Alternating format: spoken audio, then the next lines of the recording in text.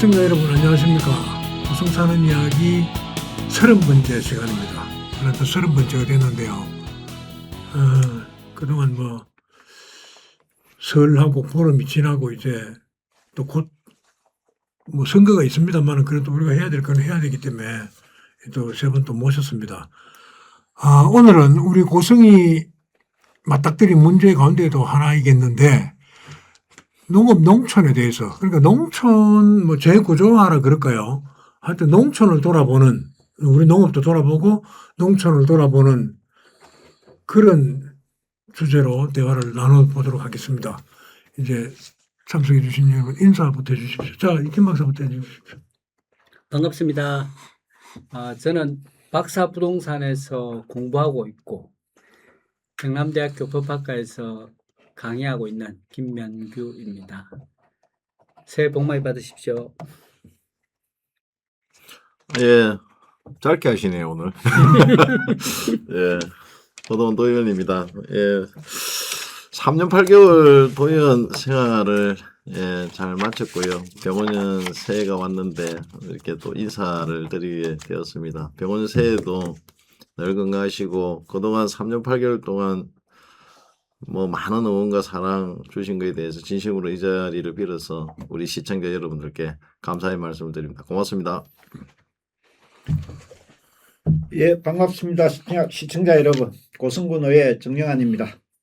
2026년 병원년 새해도 양력으로는 2달이 지났고 이제 음력으로 정월 대보름도 지났습니다. 올 한 해는 뜻하시는 바 다 이루시고 또 모든 일이 만사행통되는 그런 한 해가 되고 우리 고성군도 더욱 발전되고 화합되는 그런 한 해가 되었으면 합니다. 오늘 좋은 시간 되었으면 좋겠습니다. 예.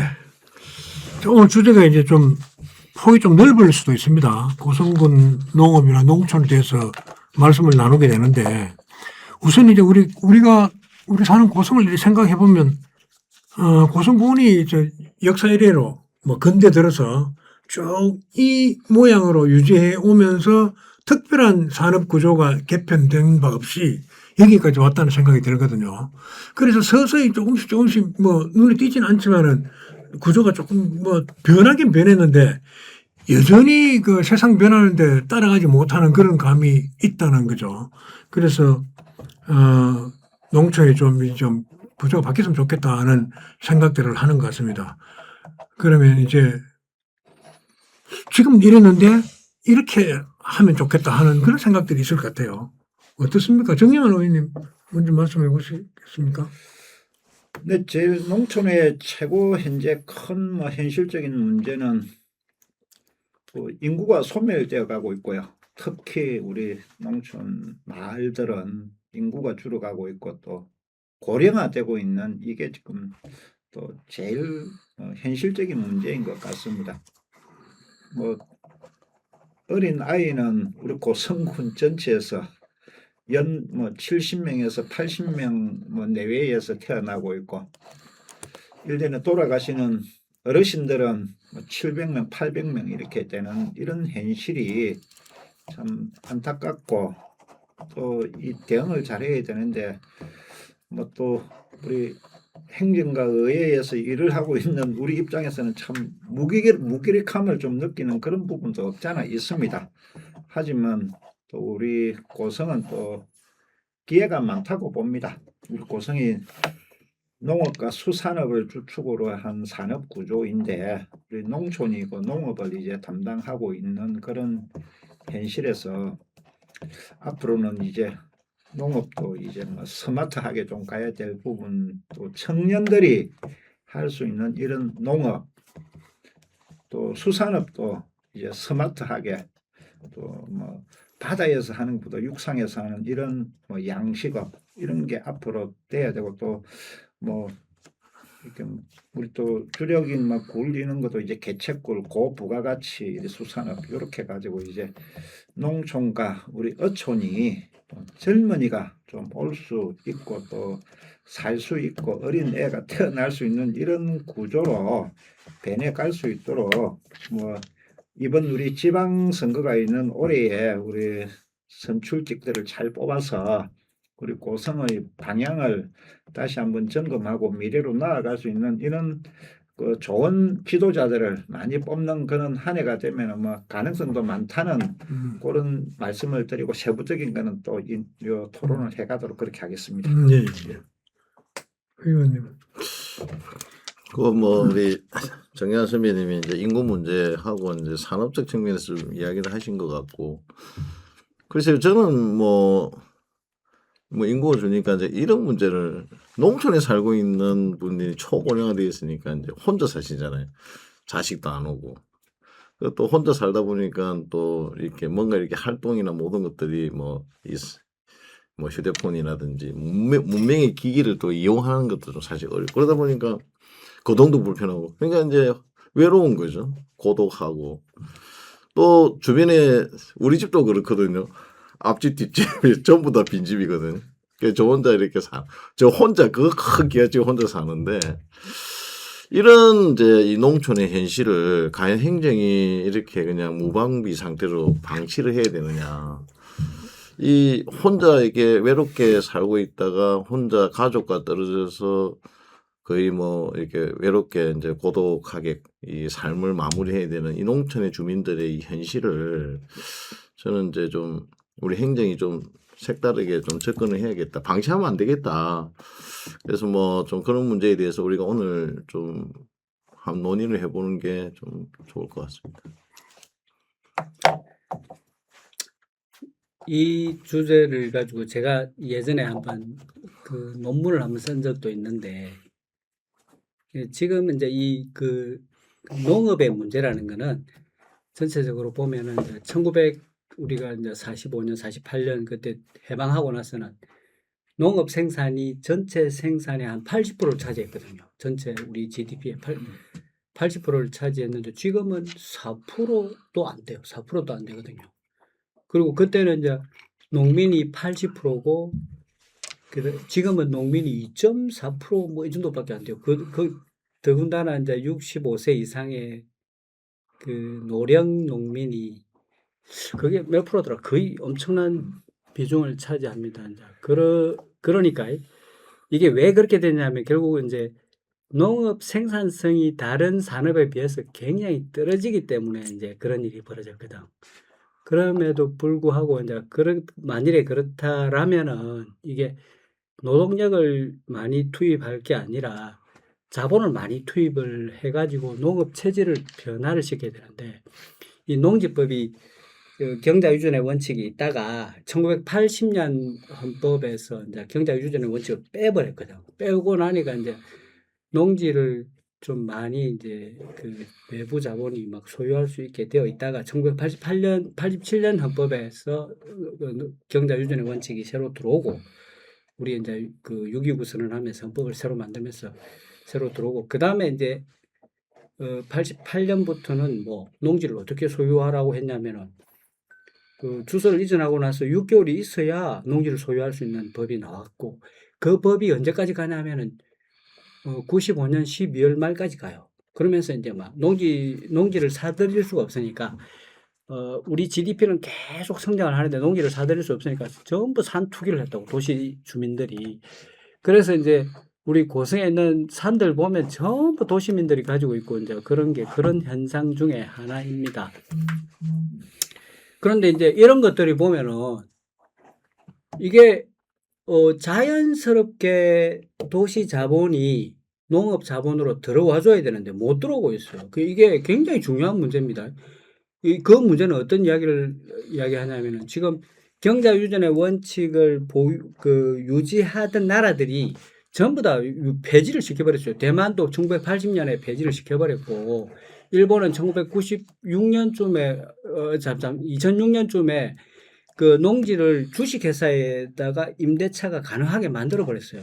그런데 우리는 아직까지도 농지 임대차를 금지시켜 놓고 있고, 지금은 농업인 개념이 어떻게 되어 있냐면은 농작업 전체의 2분의 1 이상을 자기나 가족의 노동력으로 해야 농민이다. 그렇게 되어 있어요. 그러니까 이제 내가 이제 그 고성농업에다가 농작업의 일부를 작업 대행을 시키면 그게 불법이 되어버려요. 그러니까 이제 그걸 그 불법적인 요소를 다 없애고 이제 그 농기계 같은 걸 그 임대하는 농기계 임대 사업소가 만들어져서 이제 이게 굉장히 뭐 유행하고 있잖아요. 잘 쓰고 있는데.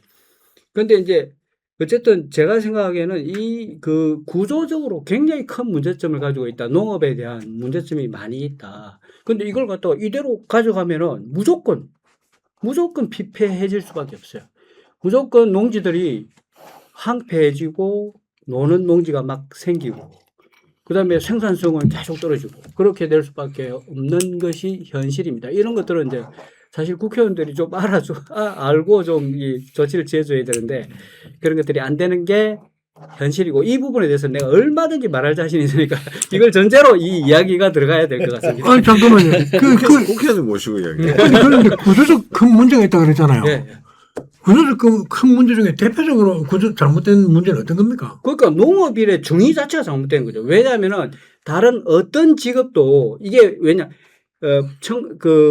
전 국민의 80%가 농민이고 전 GDP의 80%가 농업 생산이었을 때는 농민이 농업에 종사하지 않으면은 먹고 살 수가 없어요. 그러니까 이제 그 농업을 자기 노동에 의한 농업을 장려하는 그런 지지하에서 이제 경자유전의 원칙이 만들어진 거예요. 그러면서 농지개혁이 만들어지고 그걸 통해서 우리는 엄청나게 성장을 했어요. 우리는 농업 자본을 산업 자본으로 바꾸면서 대지주들은 전부 산업 자본으로 이제 바꾸는 역할을 농지개혁이 했던 거고 그것 때문에 산업 자본이 형성이 되고 그것 때문에 산업의 발전이 있었던 겁니다. 이제 그런 건데 지금은 시대가 완전히 달라졌다는 거죠. 왜냐하면은 농업 생산하고 반도체 생산하고 비교가 안 되는 거예요. 이게 비교할 수 없는 거죠. 그러면 이제 농업 생산에 작게 할당이 되고 산업 생산에 많은 할당이 이루어져야 되는데 구조가 그렇지 않다는 것이라는 거죠.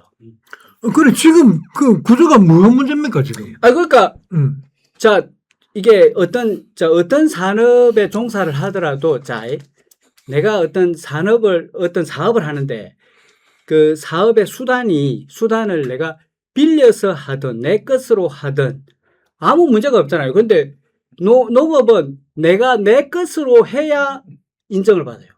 그러니까 임대차를 해서 하는 것은 인정을 못 받는단 말입니다. 구조가. 그것이 문제라는 거죠. 그게. 지금 현재의 그 농지 임대차도 뭐 농민과 농민끼리는 가능한 걸로 되어 그럼요 있고요. 하고 있죠. 또 농업법인 회사에서도 또 하고. 개인 농민으로부터 이제 농업법인이 임대차를 통해서 이제 농사를 지을 수 있는 이런 법적인 구조 틀은 되어 있는 걸로 알고 있고, 근데 이제 농업인이냐 농업인이 아니냐 요거는 이제 소득으로서 판별을 하는 것 같아요. 농외 소득이 2,700만 원 이상 되면은 3,700이 3,700이 이상 되면은 이분은 농사를 지어 가지고 소득을 하는 것보다 다른 직업이나 어떤 그쪽의 직종에 근무를 하면서 발생되는 소득이 3,700만이 넘어가면은 농사를 실령 짓고 있더라도 그 인정을 안 해주는 그런 시스템이 있는 것 같아요. 그래서 뭐 우리 공무원들 중에서도 농사 짓는 분 많으시잖아요. 그렇죠. 근데 이제 이제 연간 소득이 연봉이 3,700 넘어가면은 농업인으로서의 혜택을 뭐 농어민 수당이라든지 뭐 이런 걸 이제 혜택을 못 받는 거죠. 이제 뭐 그래서 근데 현재는 저는 뭐 경자 유전의 원칙은 뭐 있어야 된다고 봅니다. 안 그러면은 지금 도시에 있는 산업 자본이 우리 이 농촌의 건강의 이 산업을 다 잠식해 버릴 겁니다. 대형 자본들이 와가지고 그러면은 실질적인 이 산업 사회의 자본들은 수익이나 이익이 안 나면은 안 할 거잖아요. 논리 놓는 게 더 이익이다. 그렇게 보면은 법적으로 이제 뭐 우리가 경작을 안 하면은 가태료도 먹이고 뭐 이런 것도 하듯이 그래서 이 식량은 어떻게 보면은 안보와 관계되고 이제 죽고 사는 문제 요거는 어떤 희생이 좀 있더라도 보호를 해야 되고 정책적으로 이렇게 가야 되는 부분에서는 맞고 또 그 약자인 농민들을 보호하기 위해서 그런 이제 법률을 해가지고 지금 해가 오다 보니까 경쟁력이 자꾸 떨어지고 또 뭐 이렇게 FTA나 뭐 저기 WTO 체제 하에서는 값싼 농산물이 뭐 이렇게 서로 교역을 통해서 들어오고 경쟁력을 잃고 그렇게는 생산 기반이나 뭐 이런 게 지금 무너지고 이게 나중에 식량 안보나 이런 또 안보의 위기로 올 수 있으니까 국가 차원에서 전략적으로 접근해야 될 문제도 있고 여러 가지로 많이 있을 것으로 보입니다.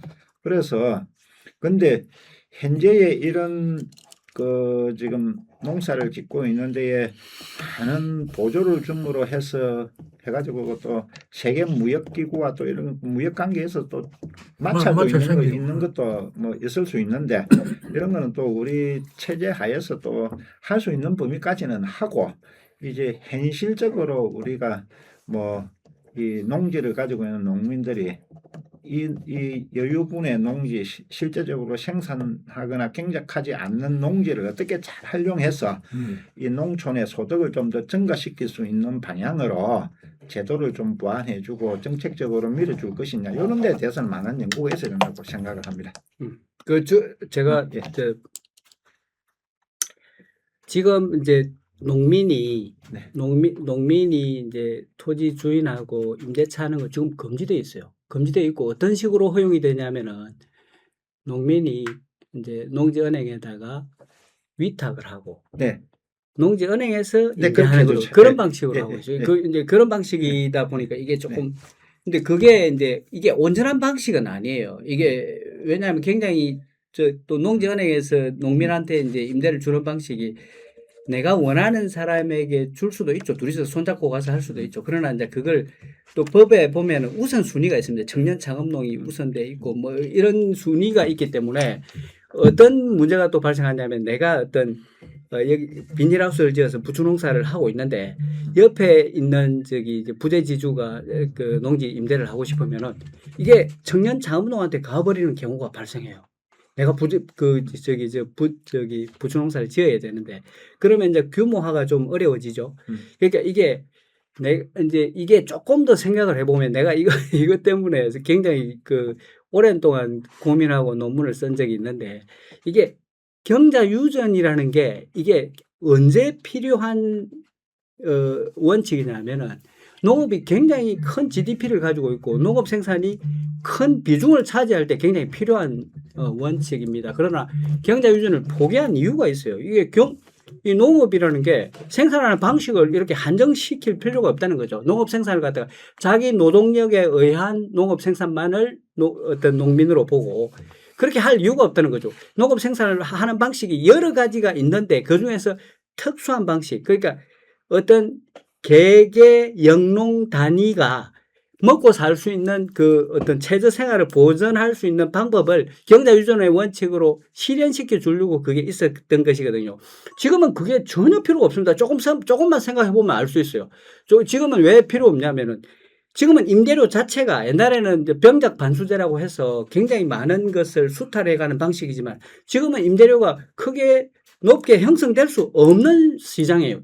어떻게 높게 형성이 되겠어요? 생산성이 떨어지는데. 그러니까 이게 지금은 임대료 자체도 굉장히 그냥 뭐 지어주면 고맙지 이런 식으로 들어가는데 이제 그 식량 안보를 어떤 식으로 해결해야 되냐면은 농지를 보존하는 형식으로 해결해야 돼요. 네. 보존하는 형식으로. 농지 보존법을 갖다가 강화시켜서 농지를 보존을 하되 그러니까 이 농지가 보존하기 힘들면은 진짜 보존하기 힘든 맹지의 땅이고 뭐 경작하기 힘든 땅들은 그 농작업 대행회사를 만들어서 해결해야 돼요. 농작업 대행회사를 만들어 가지고 얼마든지 해결할 수 있어요. 그런 방식으로 해결하고 농작업 대행회사에다가 어떤 나이든 그 농민들이 취직을 한다든지 그런 방식으로 얼마든지 하면은 훨씬 더 효율적으로 활용이 될 건데 개인 보고 하라고 하니까 그냥 팽개 쳐버리는 거예요. 그게 그런 게 되게 많다고 생각하고 이 부분에 대해서 내가 얼마든지 좀 더 이야기를 하겠습니다. 예. 예, 뭐, 이게 논의를 너무 이게 고성군에서, 이게 고성군 행정에서 사실 다룰 수 있는 이야기를 해야 되는데, 국회 차원에서 이렇게 이야기를 해야 될 논의를 하니까, 뭐, 저도 거기에 조금 보태면, 뭐, 저도 뭐 이렇게 김영규 박사님 말씀에 좀 동의를 좀 합니다. 왜냐하면 어쨌든 뭐 식량 안보라는 관점에서 우리가 뭐 지키고자 했던 그런 정책들이 많이 있었잖아요. 그런데 뭐 식량의 개념 자체도 많이 바뀌고 식생활의 어떤 변화도 있고 그래서 근데 그런 관점이 변화되니까 이 농지라든지 이런 것들이 활용을 못하는 거죠. 그러니까 이제 그런 걸 통해서 농민 소득도 제대로 보전이 안 되고 또 비효율도 너무나 많은 농지들이 사실 방치돼 가지고 뭐 사실 거의 뭐 산림화되고 뭐 황폐화돼가는 그런 상황인데 오히려 그런 관점에서 보면 오히려 그런 것들을 잘 활용해서 할 수 있는 자본이나 이런 곳에 넘겨서 오히려 농업이 발전될 수 있도록 하고 그런 것들을 가지고 있는 지역이 뭔가 좀 이렇게 활성화될 수 있도록 열어주는 게 맞다는 관점에서는 저는 뭐 이렇게 김인우 박사님 말씀에 좀 동의를 하고요. 다만 이제 아까 저는 오히려 우리가 포커스를 좀 더 이렇게 좁혀야 되는 게 그러니까 이제 우리 이제 여기 살고 있는 농촌에 살고 있는 주민들의 삶이라든지 또는 그 주민들의 삶의 공간을 어떻게 효율적으로 만들 건가에 대한 이야기를 좀 사실 포커스를 맞춰. 그런 이야기 하면 됩니다. 예. 그러니까 느닷없이 지금 농지 문제가 불거졌는데 우리가 사는 사람들은 고성군에 지금 농지가 지금 문제가 많아 이렇게는 잘 안 느끼거든요. 문제가 많습니다. 그러니까 그거는 우리가 그거는 많이 느끼고 있어요. 그거는 있잖아요. 그걸 제대로 관찰해 보지 못했을 때 그게 생겼다고 생각해요. 일반인들이 그걸 농지 관찰을 안 하잖아. 아니 생활인들이. 근데 조금만 생각해 보면 알아요. 이게 얼마나 큰 문제를 봉착하고 있고 다른 나라는 바보입니까? 그 대만이나 일본에서 저렇게 정책을 펴는 이유가 있다니까요. 그게 잠깐만 그러면 대만은 어떻게 정책을 폈는데 한국은 어떻게 정책을 핍니까? 대만은 그 경제 유전의 원리 자체를 없애버렸어요. 아예 그냥 그러니까 없애버렸고. 됐고 또 그러면 이제 이게 얼마든지 그 도시민이 그 농지를 소유할 수 있는 그러니까 그다음에 예. 잠깐만요. 예. 지금 얼마 전에 한 사나흘 전에 대통령이 그 필리핀 뭐 가기 전에 경자 유전 원칙에 입각해서 도시인이 시골에 땅 사다 놓고 투기하는 거 그거 없앤다 그러잖아요. 그런 이제 그 문제 어떻게 생각합니까? 그거는 나는 그 시각 자체가 잘못됐다고 생각해요. 저 이제 이재명 그러니까 이제 헌법에서 생각하면 맞는 이야기죠. 나는 이제 헌법의 그 경자 유전의 원칙 자체가 예외 규정이 있거든요. 그 예외 규정을 많이 활용해서 실제로 생산성이 이 낮은 농업을 부흥시킬 방법이 그 방법밖에 없다고 생각하는 거죠. 대규모화하지 않으면은 농업 그거는 경자 유전 원칙을 버리고 농업을 그 토지를 마음대로 그 농토를 마음대로 아무나 소유할 수 있게 하면 나아진다? 그런 건 아니잖아. 우리 나아져요. 그거는 나아진다고 하면 안 되지. 자, 지금 당장도 자 잠시만 농지를 보유를 허용해도 된다고 생각해요. 왜 그러냐면은 생산성 생각하면 자체가 안 되고 아니야. 허용해도 된다고 생각하면 안 되고 허용했을 때 어떤 일이 벌어지겠냐를 생각하는 거예요. 그런데 거기서 발생하는 최고의 문제가 그것이거든요. 지금 경자 유전 원칙에 입각해서 단속을 하는데도 도시민들이 투기성으로 그건 자연스럽게 흘러 들어오는 겁니다. 보세요. 이제 이게 그건 자연스러운 게 아니지. 자- 작정을 하고 또 농지를 사지요. 아니 자본이 축적이 일어나니까 자본의 축적이 일어나니까 자 우리는 그 저기 국토가 좁잖아요. 좁고 농지 이제 국토가 좁은 산도 많고 농지도 있고 있지만은 이제 어쨌든 도시 토지보다 농지라는 게 많잖아요. 많으니까 이게 그 토지가 좁으니까 이 자본이 이 축적된 자본들이 그 농지에도 넘어오고 축적된 자본 그 설명.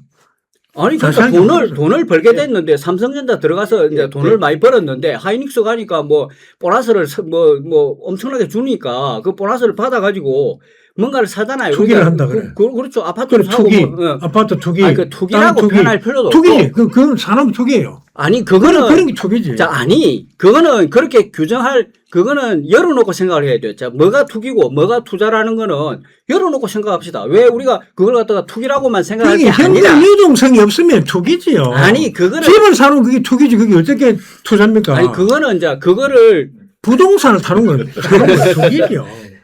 그 지금 이제 정리되고 그럼 있는데도 주식을 투자하면 그게 투기가 아니고 투자입니까? 투자지. 없는 유동성이 있잖아. 바로 현금 유동성이 있잖아.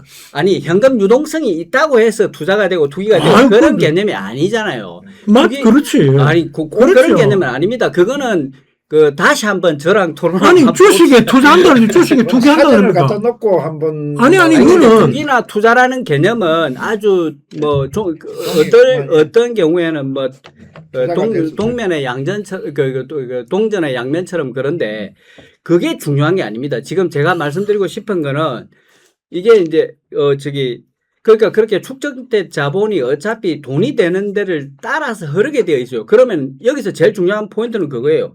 농지를 보존하는 게 중요한 거예요. 농지를 보존하면은 아무리 자본을 투입해가지고 돈을 뭐 많은 그 영향력이 있는 사람이 그 토지를 가지더라도 그것이 철저하게 보존이 되면은 그게 농지로 활용이 될 거 아니에요. 그러니까 농지를 보존한다는 거는 부자들이 돈 많은 사람들이 농지를 사놓고 갖고 있어서 농지 보존이 될 수도 있겠지만은 그리고 농지 경작하게 만드는 거죠. 근데 그래 그것이 안, 활용되게 만드는 지금 거죠. 그렇게 안 되니까 지금 문제잖아요. 그게 제가 지금 오늘은 사회를 제가 보도록 하겠습니다. 아니 그게 그렇게 활용이 안 되는 이유가 뭐냐면은 그게 활용의 생산성이 떨어져서 그런 거예요. 생산성이 떨어져서 활용이 안 되는 거라니까요.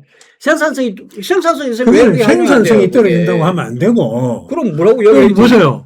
돈이 안 되니까 그러잖아요. 돈이 안 생산성이 되니까. 떨어지는 게 아니라 그래 지금 우리가 해야 되는 게 예.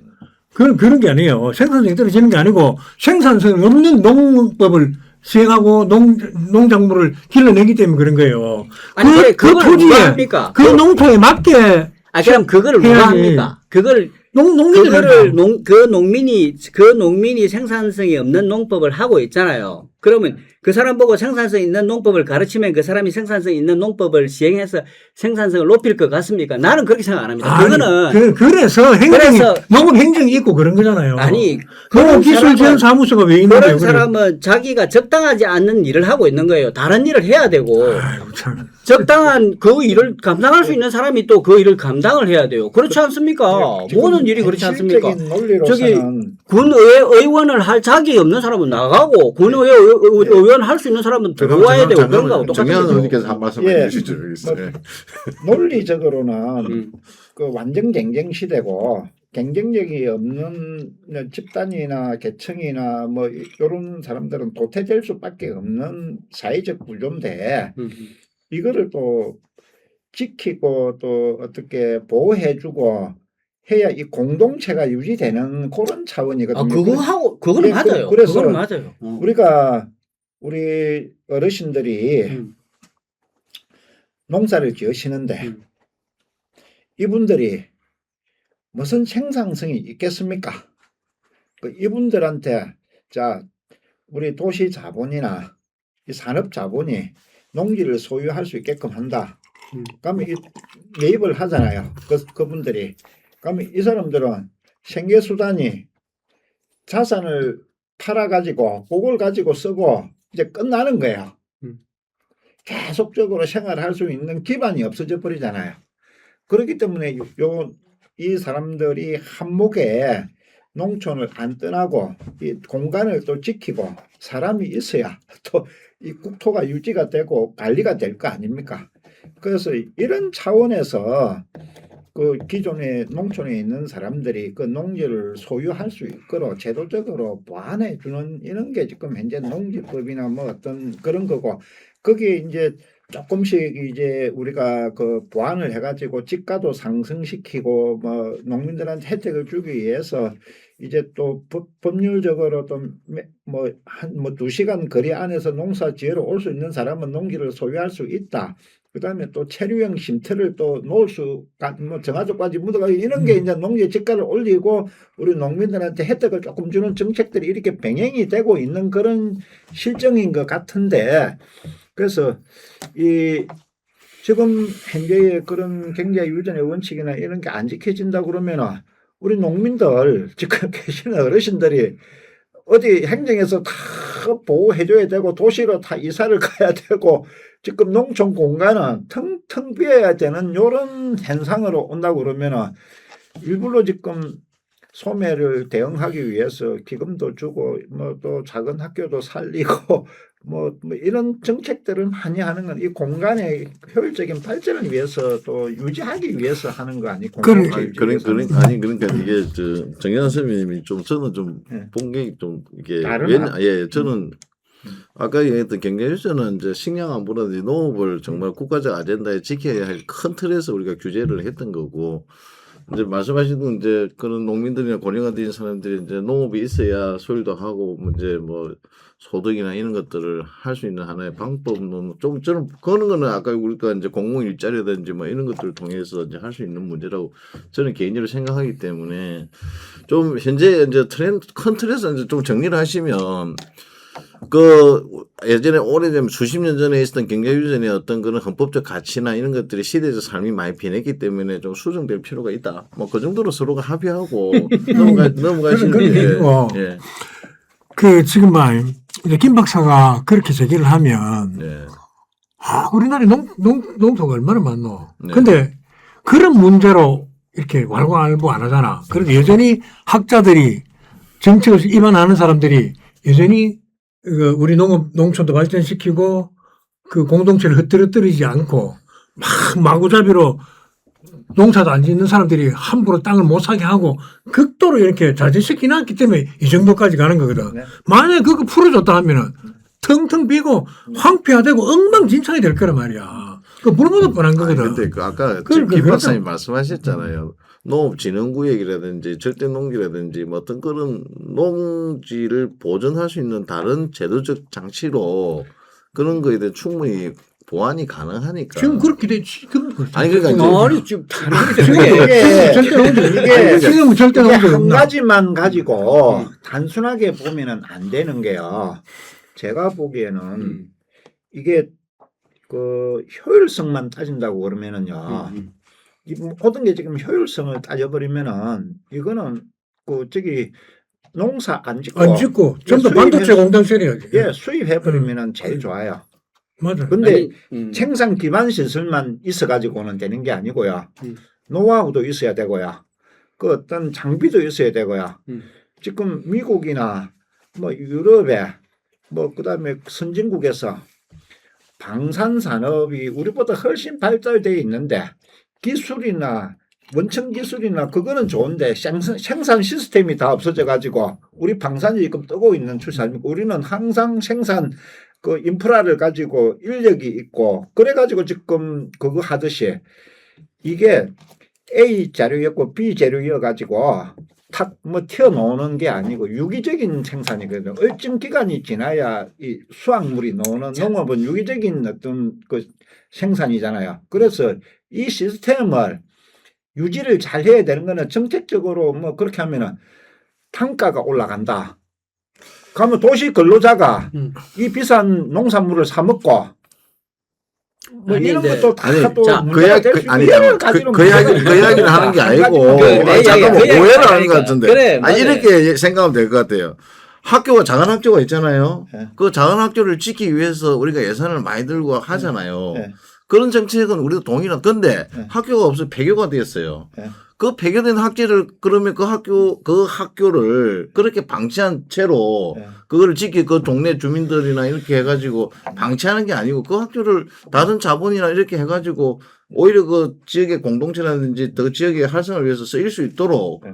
그 길을 열어주라고 이야기하는 게 지금 이야기 이제- 핵심이거든요. 그게 그러니까 충분히 이해는 아니, 되는데 예. 그게 아니, 그 경제가 이해를 못 하시는 유전의 것 같아. 원칙을 폐지를 아니 하고 잠시만 나는 산업자본이나 대자본이 와서 농업을 잠식하는 거는 방지를 해야 된다. 맞아. 다른 방식으로 그걸 대체를 할 수 있는 거를 찾아내고 그렇게 해야 된다는 거에 동의는 합니다. 아니 지금 제 말씀을 그게 아니란 말이야. 아니 제 말씀을 들어보면. 오해를 하시는 것 같은데 이게 농업을 보호를 해야죠. 당연히 네. 농지를 보존하고 네. 그다음에 뭐 수매도 해주고 네. 그다음에 뭐 농민을 보호하는 정책은 반드시 있어야 돼요. 근데 이게 경자 유전의 원리를 엄격하게 이렇게 견지를 하잖아요. 그러면 어떤 현상이 벌어지냐면 농민의 보호가 안 된다니까요. 농민의 보호가 일어나지를 못한 이게 농민을 보호하고 농업을 보호하고 하는 문제랑 경자유전의 원칙이랑은 완전 별개라니까. 왜 옛날 1948년 해방 전에는 그것이 개를 같이 했어요. 왜냐하면 농업 생산성이 높았으니까. 농업 생산성이 높았기 때문에 그 농업 생산성이 높은 농업 생산성을 각자가 조금씩 가져서 너희도 먹고 살아라라는 그런 개념이 등장을 하는데 지금은 농업 생산성이 확 떨어졌어요. 그러면 이게 자본을 좀 더 많이 투입해야 될 시점인데 자본 투입하기 어려운 구조라니까요. 그 구조를 이해를 좀 하셔야 된다니까. 그 구조를 이해를 못하면은 이 농업의 문제를 갖다 이해를 할 수가 없다니까. 내가 봐서는 그래요. 이게 지금 우리가 농촌에 존재하고 저도 농촌에 살러 내려왔다 아닙니까? 저도 농촌에 살러 내려와 저는 대만족을 하고 살아요. 옛날 같았으면 못 살았을 것 같아요. 인터넷 같은 게 안 되고 이러면 내가 힘들어서 못 살았을 것 같아요. 그런데 지금은 정말 만족하고 살고 앞으로는 저는 그렇게 생각하거든요. 앞으로 이렇게 그 텔레그램 같은 데는 180명의 직원이 그 카카오톡의 매출의 5분의 1 정도를 만들어낸대요. 카카오톡은 18,000명이가 그렇답니다. 그 직원이. 그렇게 이제 그런 작은 기업들이 이제 많은 매출을 올리는 그런 경량 조직의 기업들이 이제 판을 치지. 지금 삼성전자처럼 13만 명씩 고용하는 그런 기업들은 이제 큰 활약을 못하는 그런 시대로 가고 있습니다. 그러면은 이제 그 월급을 도시에 있는 청년들이 월급을 적게 받게 되고 많이 받을 수 없으니까 그 사람들이 또 빠져나오는 그런 수요도 1차 산업을 하는 수요도 굉장히 많이 있을 것 같아요. 그러나 지금처럼 농업을 해가지고는 아무런 경쟁력이 없다고 생각하고 그다음에 그런 그 청년들이 내려와서 임차도 하고 지금 임차 농지가 얼마나 많습니까? 그걸 마음대로 임차해가지고 농사도 짓고 네. 그런 그 문화가 만들어져야지 그런 어떤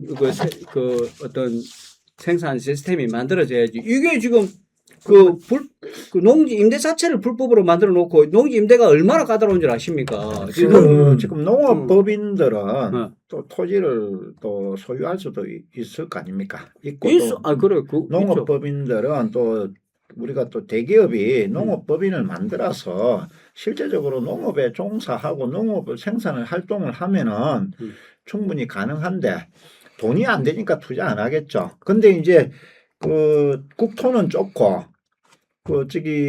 땅은 제한돼 있으니까 대자본들이 은행이나 주식에 이어 놓는 것보다 토지에 투자해 놓는 게 이익이 되니까 그걸로 올 가능성이 높으니까 그걸 막는 게 이제 어떤 지금 농업법인은 어떤 형식이냐면 농업법인이 다른 사업을 또 못하게 만들어놨어요. 네. 그 농업법인이 이제 농업법인이 소유하고 있는 농지라는 게 진흥구역의 농지도 있을 수 있고 계획관리지역에 있을 수 있는데 그 계획관리지역을 가지고 다른 분양 사업이나 이런 거 못하게 되어 있단 말입니다.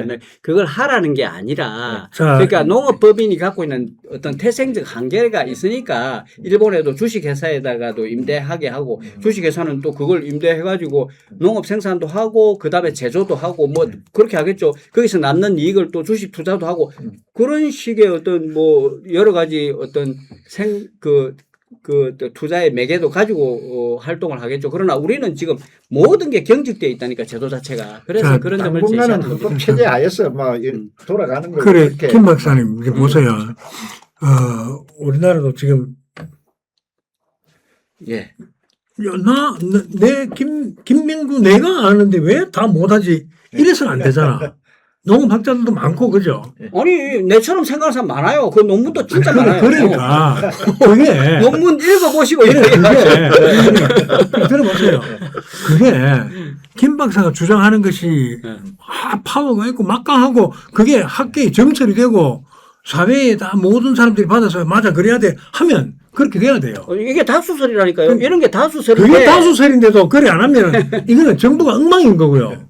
그러면 그게 문재인 정부에서 21년도에 농지법을 개정할 때 그 논문 경제유전의 원칙을 엄격하게 고수하는 그 사람이 그 사람이 이제 그 위원장으로 나서가지고 그 법이 만들어진 거예요. 우리가 문재인 정부 이야기할 필요도 없고 지금 당장 이재명 정부 기가 열려 있으니까 이 다수의 합철이고 이 정설이 돼 있는데 왜 이렇게 안 하느냐. 그 농촌이 자꾸 이렇게 낙후되고 뒤처지고 시대 흐름을 못 쫓아간다고 하면 바꿀 사람들입니다. 지금 정부는 보면. 그런데 그 청와대도 좀 추설을 하고 그렇게 해서 바꾸도록 하세요. 나의 논문을 보시라. 이렇게 하면 그 경제유전 원칙에 집착하지 말고 이렇게 해서 빨리 농촌을 바꿔서 그 시골도 좀 잘 살 수 있게 해달라고 요구할 수 있습니다. 그렇게 하면 되고요. 현실적인 한마디 문제로 하러 갔지. 돌아갑시다. 네, 그래. 우리가 사실 오늘 그런 얘기를 하려고 하는 게 아니고 예. 농촌 재구조화 문제는 농촌을 뭐 뜯어고쳐서 지금 있는 제도 틀을 바꾸자는 게 아니고 저는 이런 생각을 했거든요. 지금 막 AI 인공지능이 지배하고 네. 하면 뭐 제조업은 로봇들이 하겠지만은 상치를 가다듬고 상치를 씨 뿌리고 빼고 거름 주고 이런 걸 전부 로봇이 할 수 있을까? 그것도 뭐 3, 40년 뒤에는 할 수 있겠지만은 지금 당장 10수년간은 사람이 손으로 해야 될 걸 그렇지 않습니까? 그래 대규모 아주 큰 농장은 로봇이 할 수 있어도 우리 남새밭이나 네. 겨우 뭐 한 몇백 평 갖고 있는 것은 사람이 필요할 텐데 이 이제 AI가 지배하는 세상이 오면은 고성군의 강점을 나름대로 농촌으로서 가진 것도 있을 거란 말이에요. 그래서 그걸 도시 사람들이 와서 이런 틀도 필요하구나 하도록 하는 그렇게 바꾸는 그런 거는 도현이 빨리 해야 될 것 같은데 장차 군수가 되면 그렇게 해서 만면을 가든 영연면을 가든 뭐 대가면을 가든 오시면 시골 농촌에서 딱 이렇게 세트로 농사를 짓든지 경험을 하든지 뭐 그런 그걸 우리 자산을 좀 활용할 수 있는 그래서 김 박사 말대로 하면 생산성 떨어지는 농토 잡고 있지 말고 그렇게 해서 도시민들이 뭐 한 보름씩 체험할 수 있도록 한다거나 하는 그런 뭐 말마다 전부 다 특화시켜가지고 그런 걸 상품화하는 건 어때요? 그런 식으로. 아니 뭐 말씀하신 것처럼 이제 그 도시가 이제 뭐 AI라든지 이제 기계라든지 이제 그런 방향으로 이제 사실 뭐 이렇게 스마트화해서 이제 가기 때문에 어떻게 보면 인간이 가야 할 방향은 아닌 거죠. 그죠? 뭐 기계나 산업이 가는 방향이고.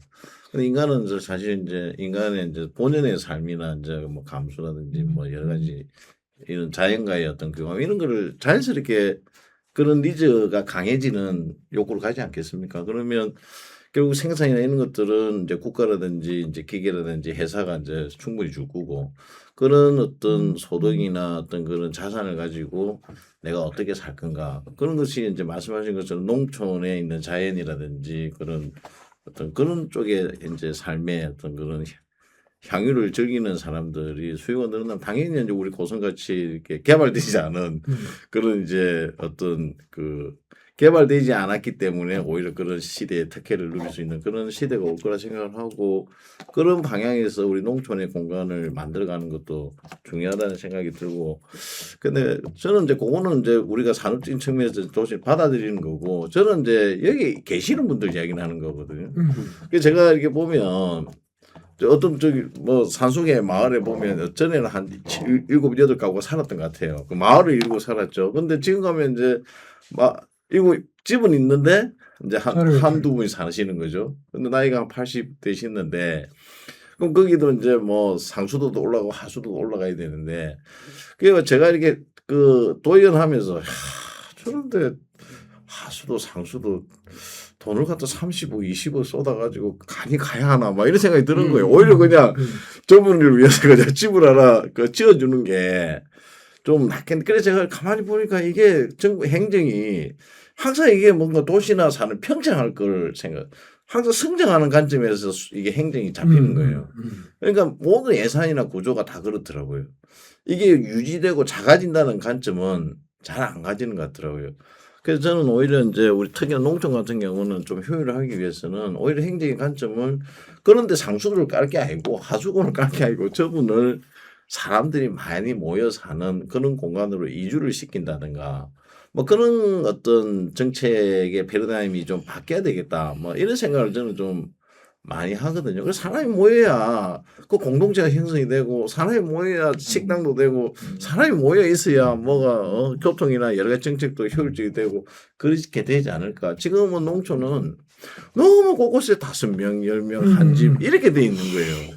그거를 모으는 어떤 정책과 어떤 정책의 패러다임이 좀 바뀌어야 될 필요성이 있다. 이런 걸 좀 많이 내요. 그렇죠. 그때 다 다른 것 같습니다. 다 다른 것 같는데 뭐 이걸 조금 더 넓혀 가지고 이런 이론을 펴면은요. 우리 경남 없어지고 서울의 수도권으로 가면은 가장 효율적이죠. 예. 효율적이죠. 문화 다 있죠. 인프라 다 있죠.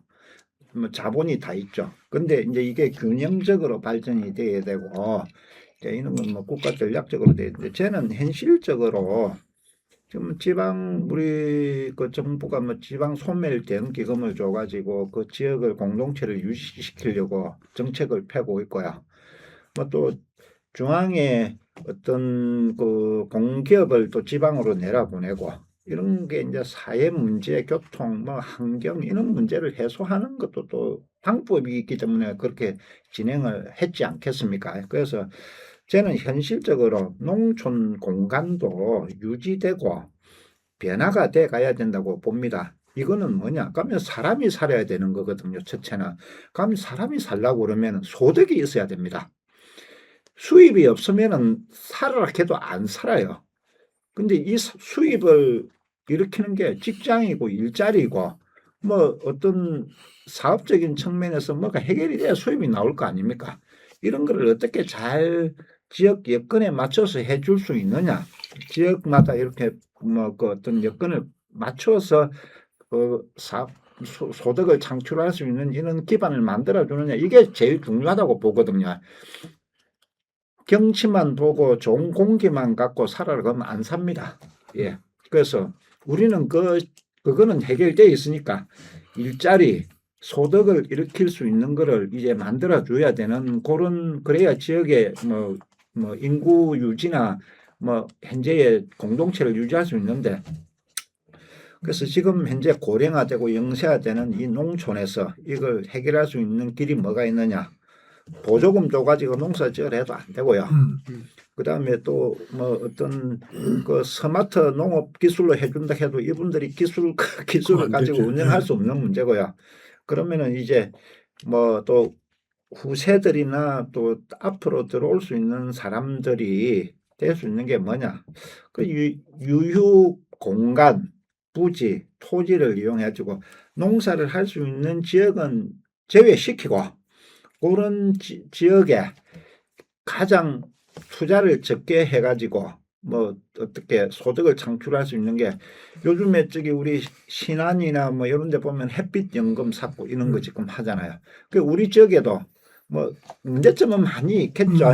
이제 이런 쪽으로 이제 우리 주민 정서도 조금 바뀌고 AI 시대에 많은 또 전기도 뭐 필요할 거고 그러면 이런 거를 조금씩 보완해 줄 수 있고 소득도 될 수 있고 이런 게 이제 체계적으로 접근해서 농민들이 토지를 가지고 소득을 일으킬 수 있는 사업적으로 변화도 해가고 신재생 에너지 쪽으로 가고 뭐 아리백에도 대응하고 뭐 탄소 그것도 뭐 되고 이런 정책적인 방향으로 뭔가 갈 수 있는 이런 게 지자체에서 빨리 뭐 하위 조례를 좀 개정을 하고 우리 지역민들한테 산업적이고 소득에 효과를 갈 수 있는 이런 거에 방향을 맞춰서 보조도 해주고 행정적으로 좀 더 주고 이런 식으로 가는 게 저는 하나의 방법이 아닐까 이런 생각도 한번 해봅니다. 네.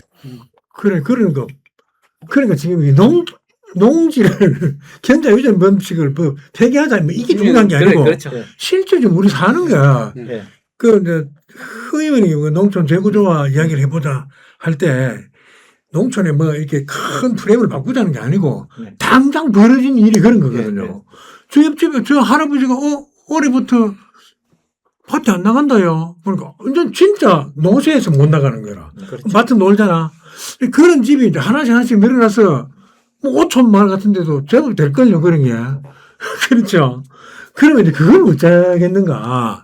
그걸 이제 좀, 이제 시대가 인공지능이 지배하는 시대가 왔고 도시민들도 좀 자유롭고 이러면 내려와서 뭐 세트로 앉아서 거기 오면 한 휴가 때 한 보름간은 막 농촌 체험도 하고 신선한 동네도 즐기고 음식도 맛있는 거 먹고 또 뭐 지역 어른들이 교육 받아가지고 들려주는 옛날 얘기도 듣고 마당에 가 뛰어 주산하고 놀고 그런 시스템을 하여튼 갖춰서 경남 고성군에 가면 여름이든 뭐 겨울이든 휴가 받아서 가면 최고다. 말마다 그렇게 만들 수도 있죠. 이제 그 서비스의 용역의 대가를 음. 지불할 수 있는 도시민들의 마인드가 돼야 되는데 서비스만 받고 올라 그러면 이거 용역의 대가를 지불하고 또 그 대가를 가지고 생활을 해야 되고 핸드폰 요금도 내야 되고요. 의료보험료도 내야 되고요. 타고 다니는 교통요금은 내가 전기세도 내야 되고요. 수도세도 내야 되고요. 이런 걸 해결되게끔 해야 돼. 소득이 제일 중요하다고 저는 봅니다.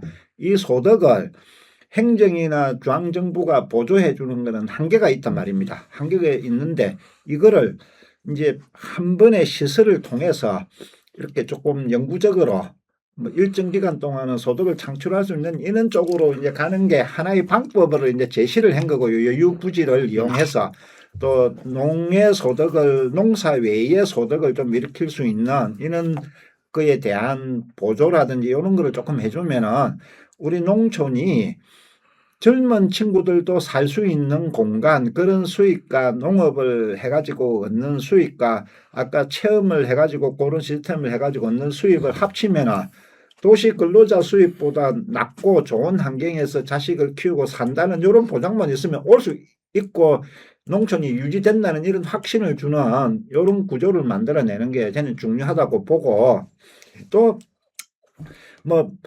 현실적으로 보면 문제가 엄청납니다. 지금 우리 고성군의 노인 인구가 농촌의 노인 인구가 40%입니다. 40%. 영앤면 같은 경우에는 노인 인구가 법적으로 아까 수치상으로 보면 60% 넘어가요. 그러면 10명 중에 6명이 노인이고요. 근데 주민등록상으로는 그렇는데 실제적으로 젊은 친구들은 주민등록만 있고 밖에 나가고 8, 90%가 노인만 계시는 데입니다. 그래서 이제 이런 분들이 이제 또 그 공간에서 어떻게 잘 지낼 것인가. 당장 뭐 행정에서 어떻게 해줄 방법 없잖아요.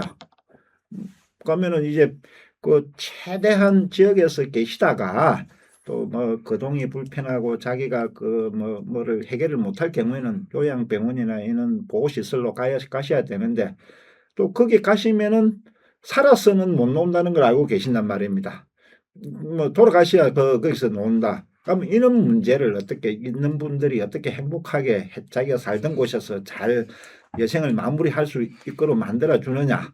그다음에 또 후세들이 또 와가지고 또 그런 또 시설을 통해 그 시스템을 통해서 그 마을에서 계속 정착할 수 있느냐 이런 걸 계속 보완해 줘야 되지. 그냥 뭐 자체적으로 해결해라.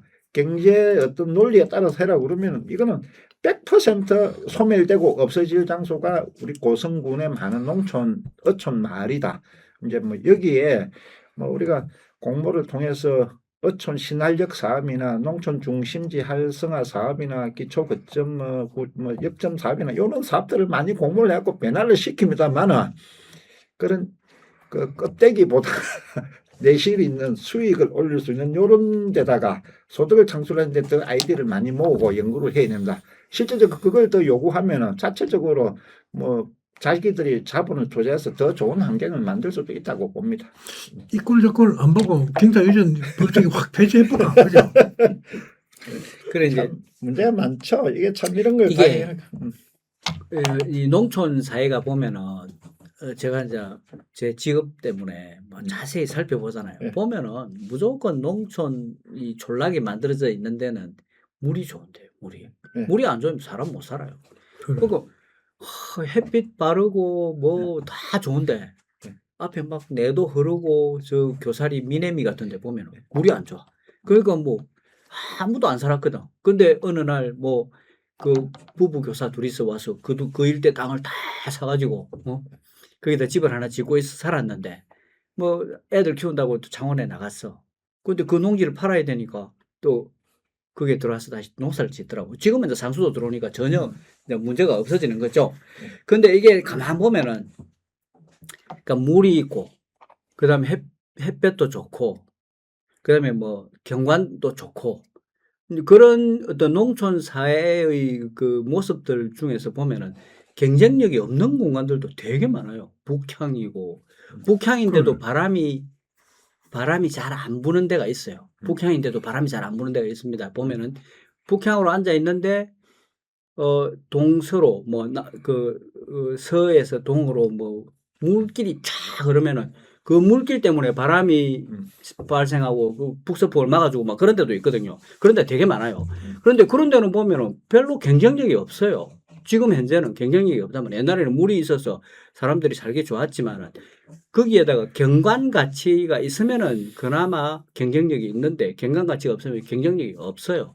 자, 그러면은 우리도 우리 행정에서는 경쟁력이 있는 공간들을 선별해서 투자할 필요가 있다. 유지할 필요가 있다. 뭐 상하수도고 뭐고 다 그런 생각이 들고 그다음에 이런 것들은 또 저는 이렇게 생각합니다. 만일에 자율주행이 되면은 내가 서울에 오래 살았지만 서울 진짜 불편할 것 같아. 자율주행 되는데 막 차가 막혀서 내 지하철 타고 어디 이동하는 거 너무 힘들거든요. 너무 힘든데 차를 타고 이동하면 그나마 좀 차 안 막히면 편리할 거 아니에요. 근데 그걸 자율주행을 한다고 생각해 보십시오. 그러면 고성에서 저 어디 가는 건 너무 편하잖아요. 자율주행을 하든 뭐 창원을 왔다 갔다 하든 편한데 서울이라는 데 얼마나 불편하겠어요, 거기가. 그러면 이제 그런 것. 그다음에 이제 드론이 이제 아주 상용화되면은 드론을 안고 내리고 주차할 데가 없다 아닙니까? 그럼 또 불편할 거 아니에요. 그리고 이제 직업들이 좀 적어지면은 그래서 나는 또 다른 패러다임이 또 만들어질 것 같아요. 그럴 때에 우리는 고성군은 뭘 대비해야 되느냐? 경쟁력 있는 공간들을 확보해 놔야 된다. 경쟁력 있는 공간들을 유지해야 된다. 유지하려고 그러면 상수도 하수도도 있어야 되겠지만은 또 뭐가 있어야 되냐면 학교도 있어야 된다. 학교가 없으면 유지가 안 돼요. 유지할 수가 없어요. 그래, 그런 것들은 이제 정치인들이 알아서 자, 그거는 이제 조금 더 장차의 일이고. 의원님. 네. 방금 지금 정영환 의원님 말씀을 쭉 들어보면 정말 심각하거든요. 네. 깜짝 놀랄 정도로 이제 심각한데, 만약 군수가 되면 이번에, 군수가 되면, 되기를 바라시는 것 같다. 군수가 되면 어떻게 이 지방을 우리 고성 지금 당장 이 금방 그렇게 말씀하신 그 현상을 어떻게 타개할 겁니까? 제 말씀은 중앙정부가 농촌 정책을 A형으로 펼칠 값에라도 내가 군수가 되면 고성군에는 A형 말고 이렇게 하겠다 하는 그 타입을 한번 형태를 이야기합니다. 뭐 대전제는 우리 고성 대전제는 군수가 되는 거고. 아니 고성군이 이 전국에서 제일 지상 나원이 되는 게 대전제고. 예. 그래서 그렇게 되기 위해서 이제 아까 이게 제가 큰 틀에서 한 몇 가지 말씀드릴게요. 제가 생각하는 거. 그래서 이제 농촌 공간을 조금 모아야겠다. 이렇게 좀 떨어져 있는 거는 제가 좀 모아야겠다는 생각이 들고요. 그다음에 아까 우리 이제 말씀하신 것처럼 이게 이제 우리 장모님도 나이가 84인데 이 농사를 못 놓으시는 거예요. 그 소득 그것 때문에. 그래서 이제 그 농촌의 인구 구조가 굉장히 고령화가 심하기 때문에 그 농촌의 이제 이 산업군이 농업이잖아요. 그러면 이 고령화의 어떤 농업을 할 수 있는 구조는 저는 법인화라고 보거든요. 약간 그러니까 농업법인, 농민이 이제 만들 수 있는 게 이제 농업법인이니까. 그래서 농협이랑 뭐 연대를 하든 아니면 뭐 젊은 사람들이 모여서 하든 그래서 어르신들은 거기 주주나 이런 형태로 농민은 들어올 수 있으니까. 그래서 뭔가 이렇게 법인화를 통해서 기계화하고 규모화하고 그래서 생산이 어느 정도 안정되게 되면 뭐 그 어르신들이 일정의 소득을 이제 받을 수 있잖아요. 소득 안정되게. 그다음에 제가 아까 우리 농촌에는 유휴부지라는 게 많아요. 아까 얘기했던 것처럼 농사를 짓지 않는 그런 어떤 뭐 예전에 천수답이라든지 뭐 또는 하청이라든지 어떻게 보면 좀 도시로서는 절대 방치할 수 없는 그런 많은 좀 유휴부지라는 것이 많아요. 그런 것을 아까 태양광을 말씀하셨는데 태양광의 형태도 좋고 뭔가 그 주민들의 소득으로 할 수 있는 네. 이런 것들을 공공의 자산을 투여하거나 이렇게 해서 소득을 이렇게 해서 그런 소득을 지역 사람들에게 줄 수 있는 그러니까 이제 지금 이재명 정부에서 저는 기본소득을 이제 농촌 중심으로 시작을 하잖아요. 그러면 이제 어쨌든 2년 뒤에 시범사 끝나면 기본소득은 사실 농촌을 중심으로서 이제 시행이 될 거라고 저는 생각을 합니다. 전체적 균형적인 측면에서 도시에서는 소득이 많고 농촌에 소득이 없으니까 그 소득을 농촌에 분배해서 지역 균형 발전을 하자는 지지니까 될 거라고 보고 근데 좀 더 소득을 해줄 수 있는 게 아까 유급이나 이런 걸 통해서 지금 15만 원, 20만 원 주는 거를 그런 걸 통해서 30만 원 더 주면 고성에는 50만 원 이게 소득을 받을 수 있고 또 농업을 통해서 또 100만 원을 받을 수 있고 또 다른 소득도 그러면 뭐 내가 80, 90이라도 한 150, 200 정도 소득이 생긴다. 그러면 자식들한테 의지할 이유도 없고 나름대로 당당하게 살 수 있는 그런 이제 구조를 저는 이제 생각을 합니다. 그래서 농촌 공간을 재구조를 통해서 집집화를 하고 공동체를 만들어주고 그 공동체의 구성원이 좀 당당하게 살 수 있도록 소득을 벌 수 있도록 해주고 자기의 자산은 그런 공공의 어떤 자원을 통해서 소득을 만들 수 있는 구조를 만들고 유공간이나 자산을 활용해서 공적인 자산을 또 주민들에게 나눠주고 그래서 이 고성에 있는 구성원들은 대한민국의 어느 공간보다 제일 많은 소득을 이렇게 가질 수 있는 그런 공간으로 만들 수 있다 저는 그렇게 생각합니다. 자, 그다음에 정 의원님, 네. 이상하게 선거 토론에 비슷하게 됐거든요. 지금 당장 상리 우리 나도 이제 누님이 그 살기 네, 때문에 네. 가보면 아까 했던 말씀처럼 마을은 형성이 돼서 마을은 이루어져서 한 집은 한 10대째 보이는데 네. 한 집 아니면 두 집 사는 데가 많이 있단 말입니다. 근데 그 옆집 그 빈집이라고 구분해서 마음대로 못 하잖아요. 땅 주인이 있기 때문에. 그런 게 많이 생겨서 결국 그 한두 집 남아있던 것마저 없어져서 하나도 안 산다. 네. 다 이번에 만약에 또 이제 군의원에 당선되시면 네. 어떻게 그 의정 활동을 하면서 그 문제는 어떻게 처리하면 좋겠어요? 그런 거는. 그 지금 현실적으로는 뭐 그래도 사람들이 사시니까 뭐 그 마을은 뭐 당분간은 유지된다고 봅니다. 보고 또 은퇴해가지고 또 출향인들이 들어오는 경우도 있고 그렇죠.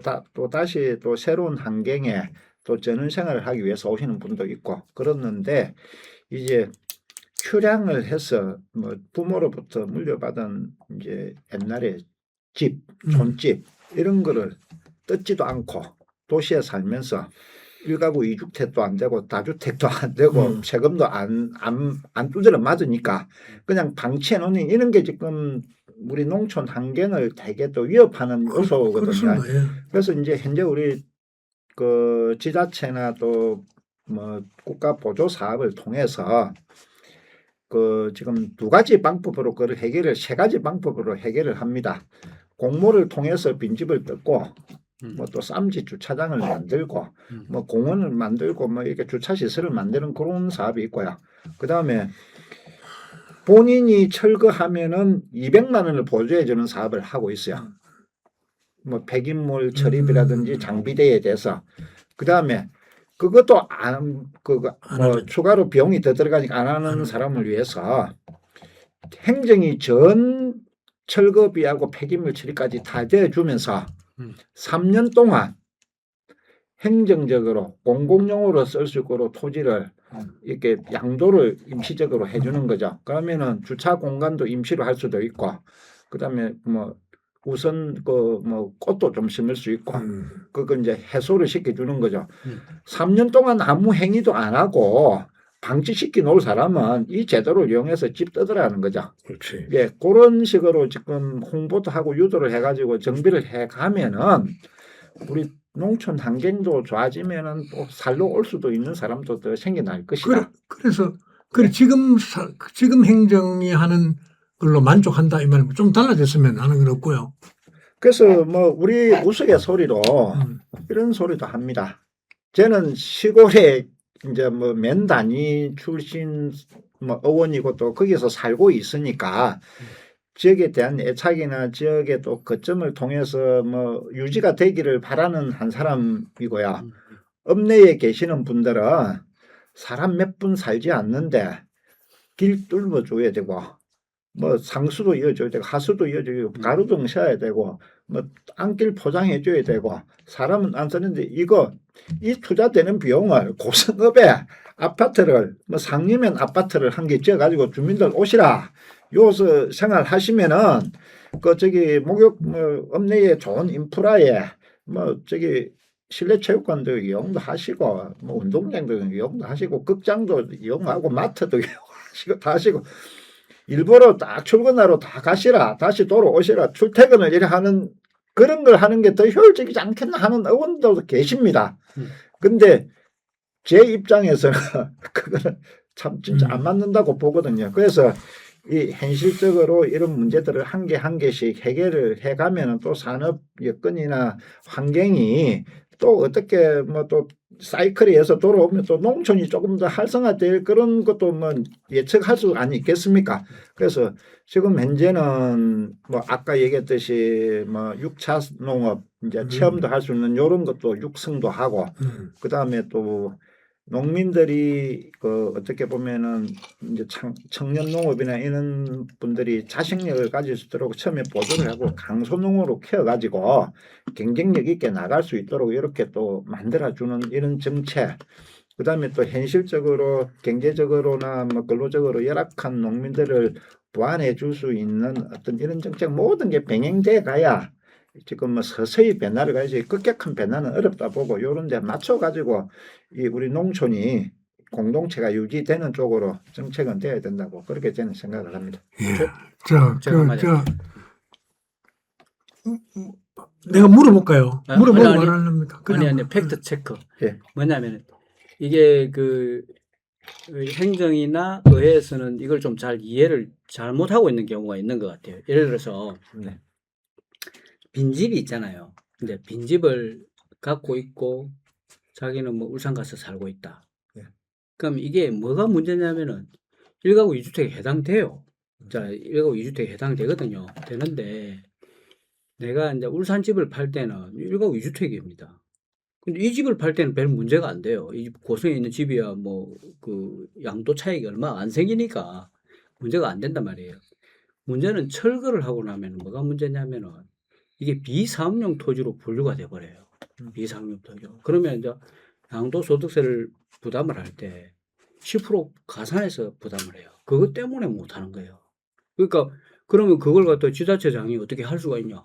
어떻게 할 수가 없어요. 그런데도 그런 사업을 그럼 어떻게 벌였지? 그러니까 이제 그 부모님의 유산으로 받는 거는 어. 또 그런 거는 법적인 뭐 제가 정확하게 세법을 몰라가지고요. 음. 근데 이런 거는 이제 그 자기가 투자를 하고 돈을 들이가 그런 게 아니고 자동적으로 법적으로 돌아오는 유산 이런 것 때문에 그 집을 지금 뭐 현실적으로 못 오고 또 수리를 해가지고 쓰려고 하니까 또 그 뭐 짓는 것보다 더 비용이 많이 들어가고 당장 필요하지 않고 뜯는 비용은 또 들어가고 그러니까 방치해 놓고 이런 거 이제 해소를 하면은 뭐 나중에 그런 거 토지를 가지고 있음으로 해서 세금적인 부담이 되면 팔아야 다른 사람이 살러 올 거 아닙니까? 그래, 뭐 그게 그런 것도 문제라는 하니까. 거죠. 근데 이게 철거를 못하는 그 가장 근본적인 원인은 국세인 양도소득세 때문에 그래요. 그래, 김 박사님. 지금 고성군 행정이 어느 날 저 상리 어느 마을에 갔더니만 저 뜯어갖고 임시주차장으로 쓰더라. 뭐 탈이 없겠죠. 그러니까 우리가 신경 쓸 바는 아니고 이제 김 박사님한테 이제 정리를 하려고 물어보는 거예요. 금방 되는 거는 우리가 걱정해서 될 일도 아니고 행정이 알아서 할 거라고 보고 그 땅 주인 당사자하고 자, 김 박사님이 만약에 아까처럼 어디 어디 도덕골 같은 데 이렇게 갔더니만 독실 같은 데 갔더니만 마을이 한 12집이 있다가 싹 지난번으로 다 없어져 버렸다. 어쩌면 좋겠습니까? 어떻게 하면 좋겠습니까? 그런 거. 아니, 저는 그렇게 생각합니다. 이제 그게 경쟁력이 있다면은 이제 우리 마을이라는 게 어떤 사람이 산다는 게 그리고 누가 농지를 소유하고 누가 농지를 경영한다는 게 마을을 거주한다는 게 꼭 그 사람이 있어야 되는 것은 아니잖아요. 계속 바뀌고 변화가 있을 수밖에 없지 않습니까? 크게 보면은, 길게 보면 그렇지 않습니까? 그러니까 이 경쟁력이 있다면은 이걸 어떻게 보존하는 방법은 다양하게 있을 것 같아요. 예를 들어서 경관이 좋거나 하면은 경관지구로 지정을 해서 예쁜 마을로 형성이 되도록 하면은 결국에 도시 자본은 들어올 수밖에 김 박사님 그런 이야기고. 그런 그- 제가 물어보는 게 네. 이렇게 저 독실 같은 데 이렇게 갔다 보면은 마을 한 집 한 12개 이렇게 마을 걸어가다 보면 여기 한 7, 8채 여기 한 5채 이렇게 있다가 한 집씩 이렇게 살다가 그분들마저도 돌아가시고 그냥 집이 그대로 탁 있어. 그렇죠. 이럴 때는 어떻게 하는 게 좋겠냐 이 말이지. 아니, 그러니까 그걸 저는 그건 뭐 경관이 어디 있어요? 지금 마을 경관이 없는데 지금 아니, 그러니까 산 그게 밑인데 다. 경관지구로 지정하기 힘들면은 그걸 뭐 이제 사실 경쟁력이 떨어지는 거잖아요. 이제 떨어지면은 이제 그걸 이제 뭐 자연스럽게 시장 원리에 의해서 내버려 두는 수밖에 없거나 아니면은 저기 아까 말씀하신 햇빛 연금이나 이런 걸 통해서 뭐 소득이 발생하도록 만들어 나가야죠. 아니 근데 그게 이제 저는 이제 그 도시 시대는 가고 농촌의 시대가 온다. 예, 예. 생각. 좋은 생각이에요. 뭐 좋은 생각입니다. 왜냐면 나도. 도시에 사실 가는 사람들이 직장 때문에 갔잖아요. 그리고 그 인구가 모이면서 내가 갖고 있던 자산이 뭐 농촌에 비해서 이게 천정부지로 뛰고. 근데 실제로 내가 쓸 수도 없는 그 부동산을 들고 눌러 앉아가지고 지금 사실 살고 있는데 이게 아까 얘기했던 이제 뭐 AI라든지 이제 산업이 급격하게 재편되니까. 바뀌고 있잖아요. 그러면 직장이라는 개념이 도시에 사실 있을 수가 없거든요. 근데 그런 걸 국가가 이제 어떻게 소득을 보전해 줄지는 뭐 그다음 뭐 우리가 할 이야기는 아니니까. 근데 어쨌든 도시에 있을 이유가 없는 거예요. 그러니까 주 5일을 직장 가는 개념이 없어지는 거예요. 그래. 집에서 또 근무도 해야 되는 거예요. 그러면 이 도시라는 공간에 내가 있을 이유가 없는 거죠. 그래서 내가 어딘가로 제2의 생활이나 피난처나 이런 걸 만들어야 되는데 나는 그게 어떻게 보면 농촌이고 특히나 제가 그런 얘기를 오늘 듣고 싶었던 거예요. 바로 그런 겁니다. 그래. 맞아요. 그래서 이제 특히나 우리도 이제 고성도 36만이나 되는 또 출향인이 있잖아요. 그렇지. 그럼 그 출향인은 어떤 마을에 어디서 태어나서 그런 향수를 가지고 그래서 저는 그 마을의 빈집이라든지 그 마을의 향수를 느낄 수 있는 공간은 그게 그냥 흉물이 아니라 우리 미래에 이제 도시인들이 또 춘향인들이 와서 쓰고 거기서 소비하고 어떻게 보면 우리 고성에 계시는 주민들의 미래의 어떤 하나의 자산으로 하는데 가치가 많은 곳이기 때문에 그런 관점에서 우리 고성군이 뭐 조례를 만든다든지 해가지고 정비를 한다든지 공공의 자산이 였는다든지 뭐 이런 노력을 조금 할 필요가 있을 것 같아요. 자, 오늘 이제 되게 이제 처음에 이제 좀 범위가 좀 넓어서 어떻게 할까 했는데 결국은 이제 김 박사님도 할 이야기 많겠지만은 일단 우리한테 그뭐 대통령이 할 정책 이런 거 말고 일단 우리한테 맞닥뜨린 게 아까 분명히 저 우리 마을 앞에 이렇게 내다보면 집이 세 가구가 있다가 한 6개월 있으니까 한 분 돌아가시고 2가구밖에 안 남고 딱 저는 2, 3년 안에 다 떠나게 돼 생겼다. 이런 게 우리 앞에 막 닥쳤단 말이에요. 그러니까 후예님도 그렇게 말씀하시고 정의님도 그렇게 말씀하시고 김 박사님도 대충 이제 뭐 경제유전 폐지 이런 것보다도 일단 경쟁력이 있도록 할 수 있다. 또 할 만하면 한다. 이런 이제 취지로 말씀하셨잖아요. 그래서 이제 마지막으로 이제 돌아가시면서 좀 맞닥뜨린 문제 이런 걸 해결하는데 이게 제일 좋겠다 하고 자신의 의견 한번 정의원님부터 마치겠습니다.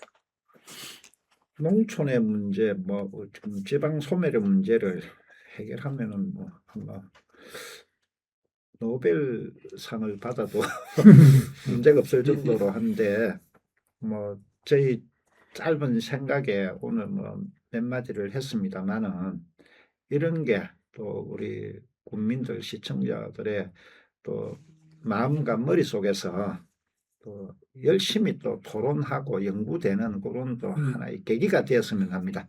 이런 시발점을 통해서 이런 문제에 대한 관심도 좀 더 가져보고 해결책도 또 내보는 그런 시간이 됐으면 좋겠고, 또 6월 달에 있을 지방선거에 나오시는 분들이 또 이런 부분에 있어서 또 많은 그렇지. 연구와 또 뭐 어떤 정치적인 뭐 계획, 뭐 신념, 공약 이런 것들이 많이 또 발굴되고 해서 우리 고성이 살만한 도시, 또 영원히 유지되는 그런 뭐 어떤 지역으로서 자리매김하는 그런 단초가 되는 그런 시간이 됐으면 좋겠습니다. 감사합니다. 자, 김 박사. 아까 이제 우리 허 도현님이 이제 아까 좋은 말씀해 주셨는데 이제 저도 도시의 사람들이 이제 고향으로 그 저기 농촌으로 내려올 수도 있고 수도권에 있는 사람들이 많이 또 수도권 자체가 이제 그 많은 주거 비용을 감당 못하고 흩어지는 사람들이 있을 것 같아요. 그런데 이제 그런 사람들이 흩어지더라도 자기하고 연줄이 없는 데를 가면은 정착하기 되게 힘들어요.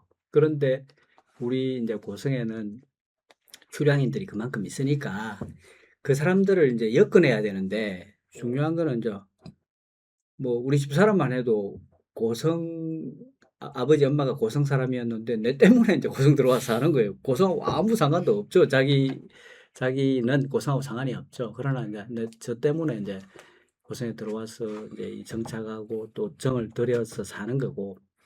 그러니까 이 출향인들을 좀 엮어내야 돼요. 이게 고성에 향후라는 그 행정 조직이 있잖아요. 그죠?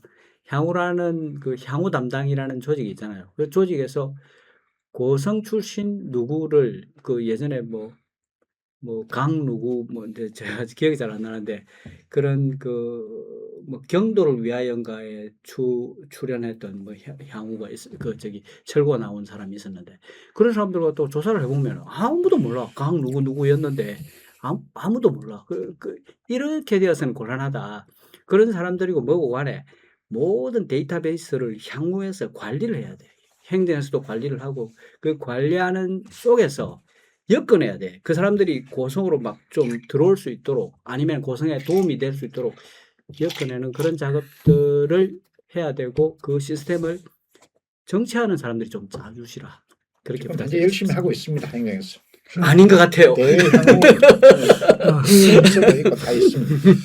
예, 뭐 농촌 문제는 뭐 인구 문제하고 이렇게 잘 결합이 돼 있는 것 같고 우리 고성의 인구가 이제 급감을 하고 있기 때문에 오늘 농촌의 여러 가지 문제의 이야기를 사실은 한 것 같습니다. 근데 가끔 그런 생각을 해봅니다. 예산 7천억에 고성군 공무원이 뭐 700명이 넘나요? 네. 예, 그런 공직의 그 공무원들과 함께 이 4만 6천 명 어떻게 보면 4만 명의 그런 국민을 행복하게 해주지 못하는 그게 저는 충분히 예산 7천억과 700명의 공무원으로 4만 명의 공무원을 행복하게 해줄 수 있는 충분한 요건이 되는데도 불구하고 안 되는 이유는 뭔가 있을 것 같은데 그런 부분에 대해서 우리가 이제 찾고 해결하기 위해서 사실 노력을 해야 될 것 같고요. 저는 자신 있게 이제 이야기를 합니다. 미래를 위해서 오늘의 여기에 있게 한 우리의 이 고성국민들에게 더 이상 뭐 희생을 강요하거나 또는 미래를 위해서 허리띠를 졸라매라는 말씀을 이제 드리지 않겠습니다.